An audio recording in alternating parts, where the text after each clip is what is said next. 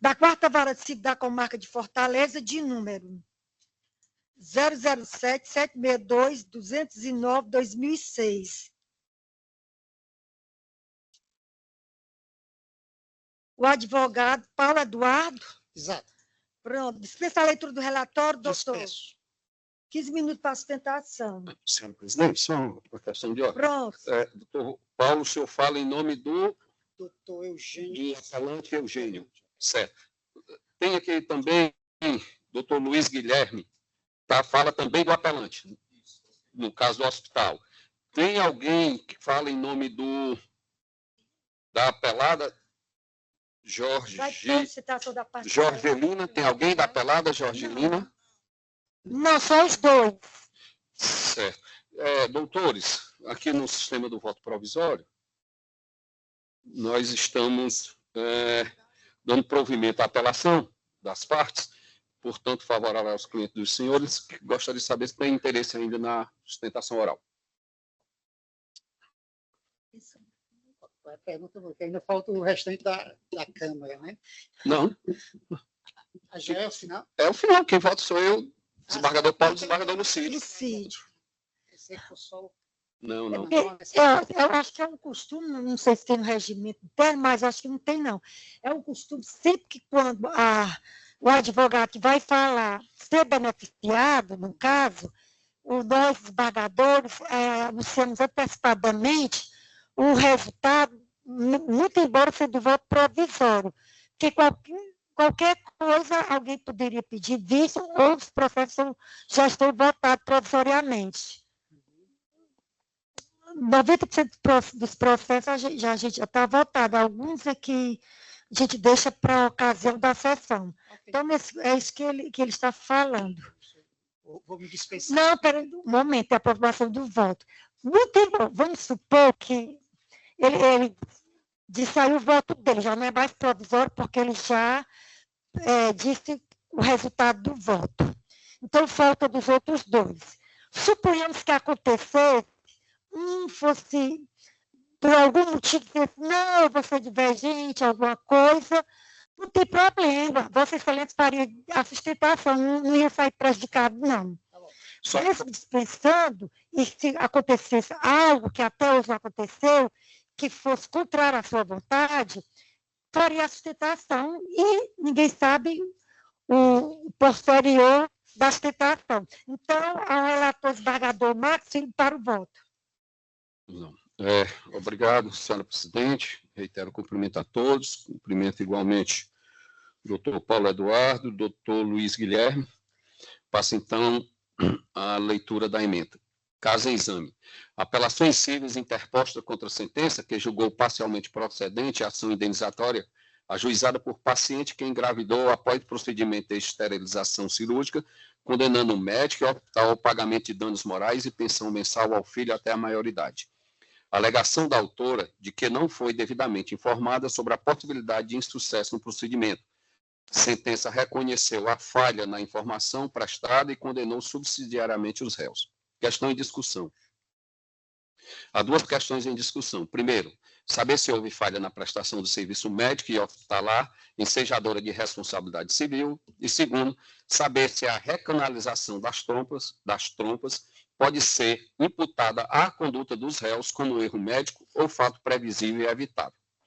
Razões de decidir. 4. A responsabilidade do médico é subjetiva, exigindo demonstração de culpa, enquanto a do hospital é objetiva, quanto a defeitos na prestação de serviço. 5. O laudo pericial e os depoimentos colhidos indicam que o procedimento cirúrgico foi realizado corretamente, segundo a técnica adequada. 6. A recanalização tubária é fenômeno raro e imprevisível, não resultante de falha na execução do procedimento, mas sim de fato natural e fortuito. 7. Não ficou demonstrada conduta negligente, imprudente ou imperita por parte dos promovidos, tampouco omissão relevante de informação capaz de caracterizar defeito no serviço. 8. Inexistente o nexo causal entre o serviço prestado e os danos alegados. Não se configura o dever de indenizar. Dispositivo e tese. Recursos de apelação conhecidos e providos. Pedido julgado improcedente. inversão do ônus sucumbencial com suspensão da exigibilidade por justiça gratuita. É como voto, senhora presidente. Desembargador, no caso aí foi, como eu não tenho participação neste processo, no caso aí são os recursos conhecidos e providos no plural, né? Não é só um recurso, não. Ao desembargador Paulo Tasso para o voto. Acompanho novamente o relator, senhora presidente. Ao desembargador Lucídio para o voto. Da mesma forma. Proclamação do resultado. A Câmara, por unanimidade, conheceu dos recursos para dar provimento. Próximo.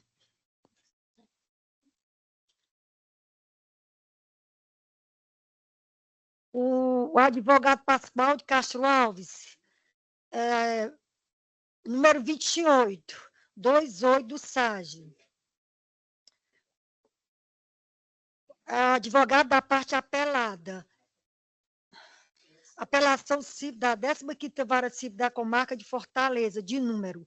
Apelação 023-7577-85-2020. O relator desembargador Marcos Willam. Dispensa a leitura do relatório, doutor? Dispenso sim, senhor. 15 minutos para a sustentação. Excelentíssima senhora presidente, desembargadora Cleide Aguiar, na pessoa de quem cumprimento a todos os presentes, sobretudo o nobre relator, desembargador Marcos Willam, desembargador Lucídio, desembargador Paulo de Tasso, ambos votantes neste caso. Excelências, essa é uma demanda que eu acredito que a matéria já é do domínio até dessa Câmara, que envolve o tratamento pelo método TheraSult, tratamento fisioterápico, recomendado sobretudo para crianças, através desse método TheraSult. E nós tínhamos até ali meados de 2020 um entendimento jurisprudencial firmado no sentido de que as operadoras de plano de saúde são obrigadas a custear esse tratamento. Passamos de 2020 a 2025 por um período em que o Superior Tribunal de Justiça modificou esse entendimento e passou a entender que as operadoras não eram mais obrigadas a custear esse tratamento, por se tratar, em especial, de um tratamento experimental. Essa ação foi ajuizada em 2020. A pequena Giovana tinha 3 anos de idade à época. Nós obtivemos uma tutela de urgência. Essa tutela de urgência foi cassada por uma decisão em agravo, proferida ainda no ano de 2020. E tivemos a sentença. A sentença da 15ª Vara Civil julgou procedentes os pedidos e, novamente, tornou a conceder uma tutela de urgência, que foi, inclusive, objeto de um cumprimento provisório, cumprimento este que foi extinto pelo cumprimento, pelo adimplemento da obrigação pela Unimed. Então, muito embora a jurisprudência fosse até desfavorável à época, a Unimed manteve o cumprimento. E hoje, excelências, e para minha grande felicidade, eu trago aqui, como trouxe aos autos, como trouxemos através dos contatos que foram feitos com vossas excelências, a nova mudança no entendimento do STJ, ocorrida agora ao final do mês de abril, em 2 recursos especiais, o RESP 2.108.440 de Goiás e 2.125.696 de São Paulo, ambos da 2ª sessão do STJ, ambos, inclusive, com trânsito em julgado, em que todo esse entendimento foi modificado.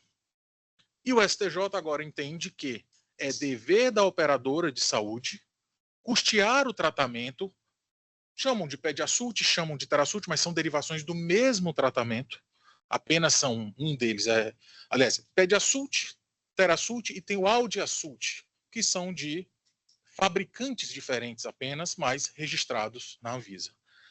E o entendimento atual do STJ, como eu disse, agora de abril, é pela obrigatoriedade no custeio desse tratamento. Afastou-se a discussão, desembargador Marcos Willam, de que era um tratamento experimental.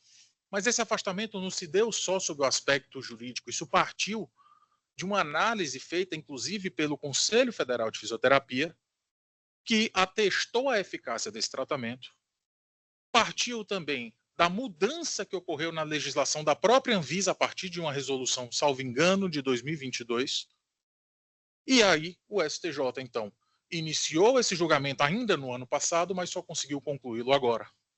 Então nós temos, excelências, uma nova realidade. Não é uma decisão de turma, é uma decisão de sessão, em 2 recursos especiais e já transitada em julgado. Eu acho que seria até desnecessário eu comentar sobre os ganhos que essa criança teve ao longo desses 5 anos de tratamento. Ela começou aos 3 anos, hoje em dia essa criança anda normalmente, com ainda algumas dificuldades, frequenta a escola normalmente e está conseguindo caminhar para uma vida melhor.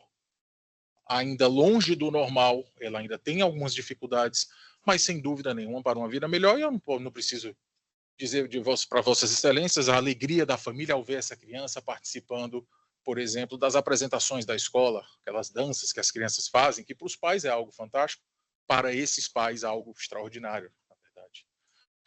E nós estamos, Excelência, então, diante desse passo, essa mudança no entendimento do STJ. O entendimento anterior era muito focado no aspecto financeiro do tratamento. O tratamento é caro. Então, por que submeter o plano de saúde se havia essa discussão se ele era experimental ou não? Isso foi superado. E foi superado, como eu disse, por uma decisão de sessão, uma decisão de turma.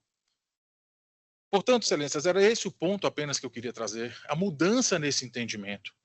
A sentença que foi proferida, ainda quando a jurisprudência era contrária, hoje ela é alinhada ao posicionamento do STJ, e pedir a Vossas Excelências o desprovimento deste apelo da Unimed, que, como eu disse, a Unimed se deu por satisfeita, inclusive no momento em que cumpriu com a obrigação. Se havia uma decisão lá atrás dessa própria corte cassando a liminar, ela poderia ter invocado, evidentemente, a manutenção dos efeitos dessa decisão, já que se tratava de uma decisão de segunda instância, e não fez, e voluntariamente tem cumprido, como tem de fato até hoje, o tratamento dessa criança. Portanto, Excelência, sem mais delongas, porque eu sei que já estamos adiantados no horário, eu peço o desprovimento desse apelo e agradeço o tempo despendido. Ao desembargador relator Marcos Filho para o voto. Obrigado, senhora presidente. Reitero o cumprimento a todos. Cumprimento o doutor Pascoal de Castro Alves.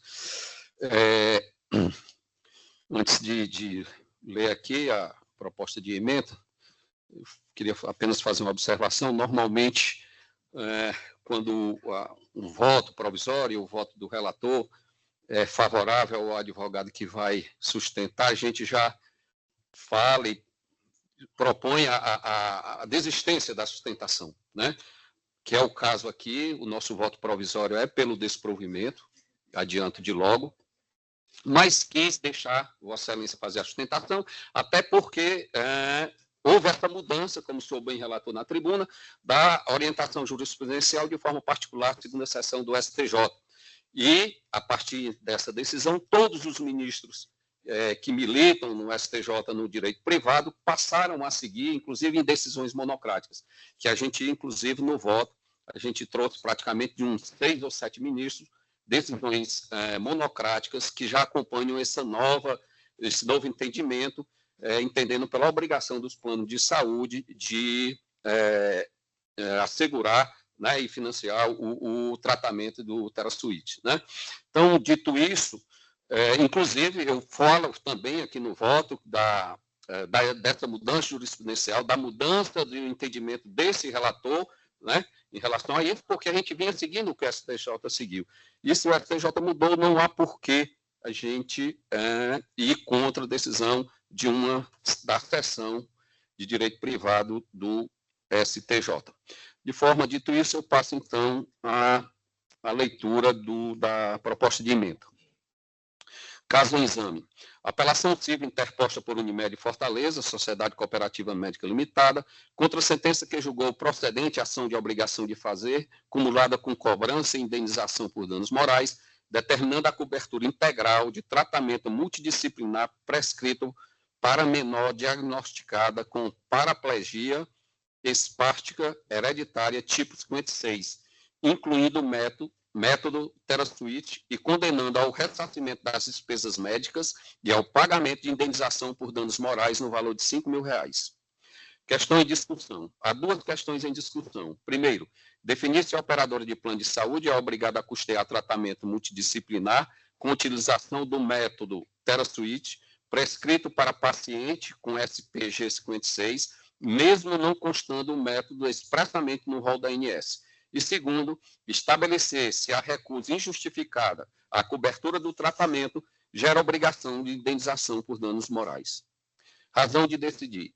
Aplica-se o Código de Defesa do Consumidor aos contratos do plano de saúde nos termos da súmula 608 do STJ, assegurando a proteção do beneficiário contra cláusulas abusivas e negativas indevidas de cobertura.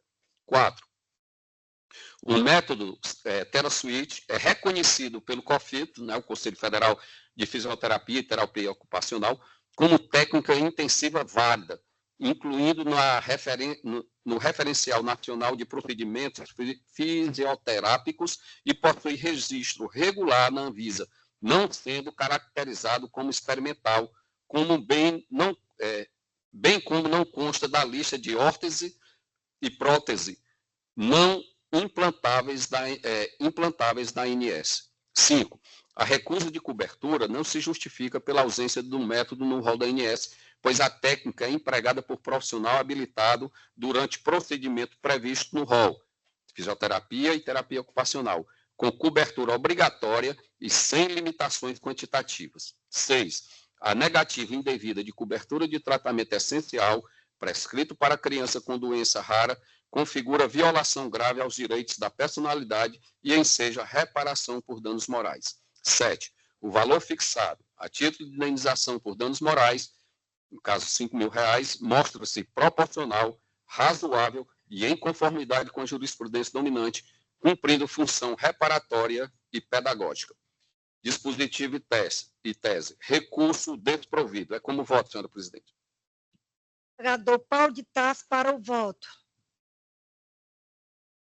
Senhora presidente, eu vinha votando num sentido totalmente contrário ao trazido pelo eminente desembargador relator.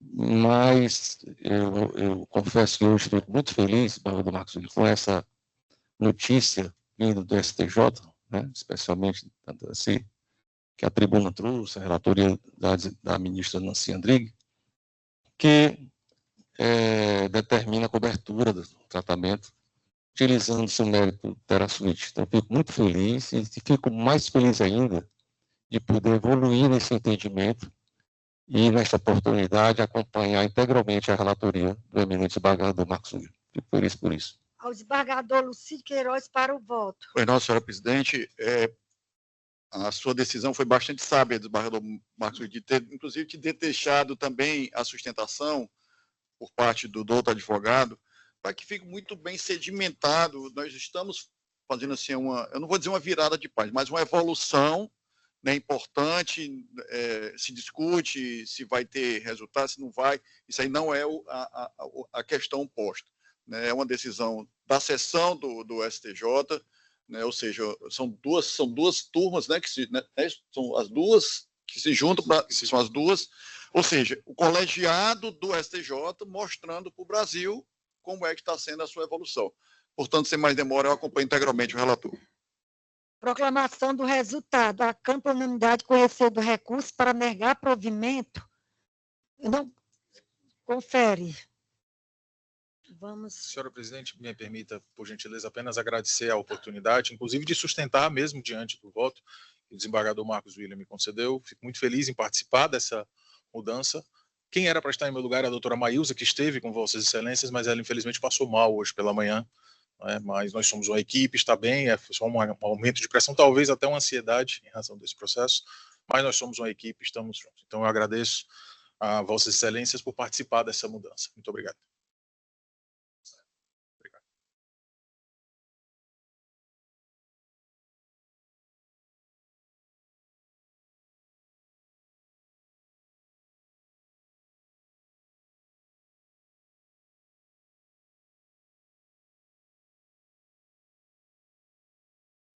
Processos aqui,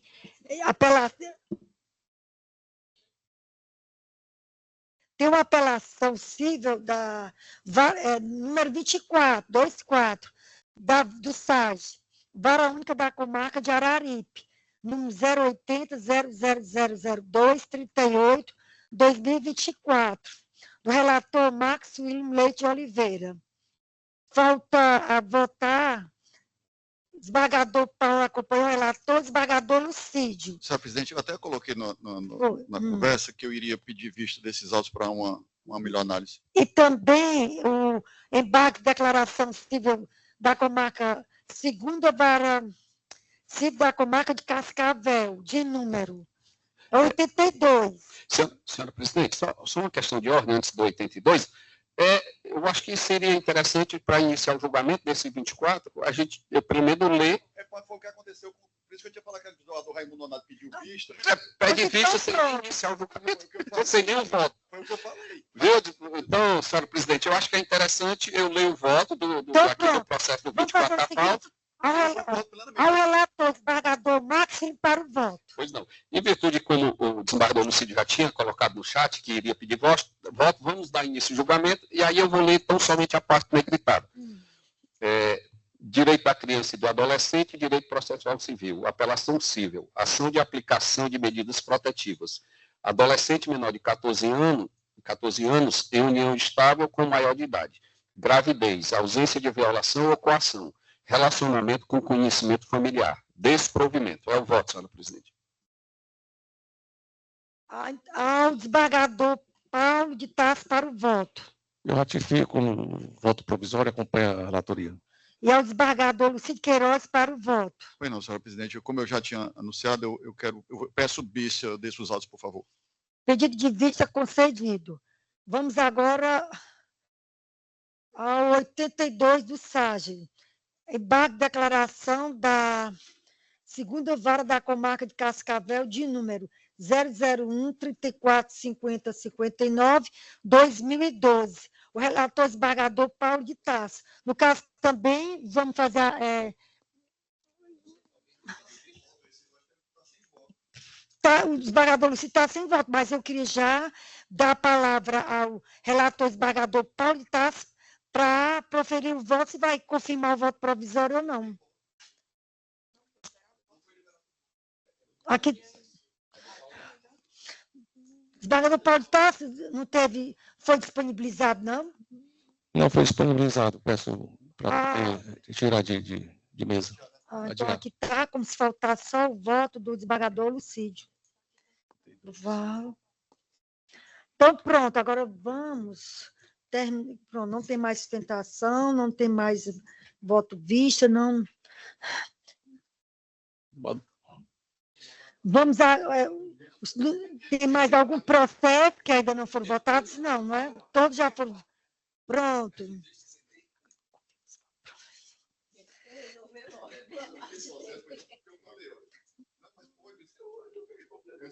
Eu não anunciei o voto, porque é difícil sem conhecer o voto.